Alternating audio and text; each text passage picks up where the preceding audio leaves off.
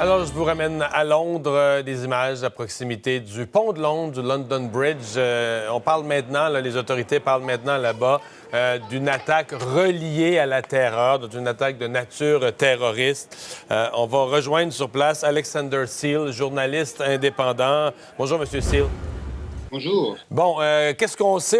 La police ne donne pas toujours de nombre de blessés, mais on parle de blessés au pluriel. Absolument. Donc, la police londonienne affirme que plusieurs personnes ont été blessées. La Metropolitan Police a été appelée à 13h58 heure locale.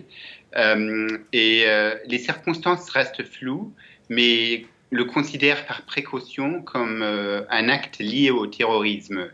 La police a été appelée sur le London Bridge. C'est un pont très populaire au centre de Londres parce que pour une attaque à l'arme blanche, et une personne a été arrêtée.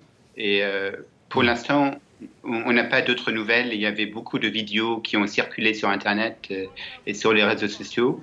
Et la police, via leur compte Twitter, a appelé à la prudence. OK. Ce qu'on comprend, c'est que les gens ont parlé, on a entendu des témoins parler de coups de feu. Selon ce que je comprends, c'est que les coups de feu venaient de la police. C'est l'intervention policière qui a généré ce que les gens ont entendu comme des coups de feu, alors que l'individu qui a causé les agressions, lui, agissait à l'arme blanche, avec un couteau. Absolument, oui. Mais il y avait beaucoup de panique quand les personnes ont entendu des coups de feu, quand les personnes ont reçu des notifications sur leur portable quand ils ont entendu que le London Bridge était bloqué par la police. Et maintenant, tous les magasins, tous les bureaux sont fermés. Et la police Dans tout Londres ou dans ce secteur-là seulement? Juste dans le secteur de London Bridge et à côté, dans les environs. Mais dans le reste, dans les autres quartiers de Londres, tout est normal. Mais c'est que dans le quartier de London Bridge. Mais pour l'instant, la police appelle à la prudence parce qu'il est trop tôt pour savoir ce qui s'est passé exactement. Les circonstances restent très, très floues. Et je vous rappelle qu'on est à 2 semaines des législatives au Royaume-Uni. Donc oui, c'est ça, on est tout proche des élections. C'est pas le premier événement du genre sur le London Bridge de mémoire, hein?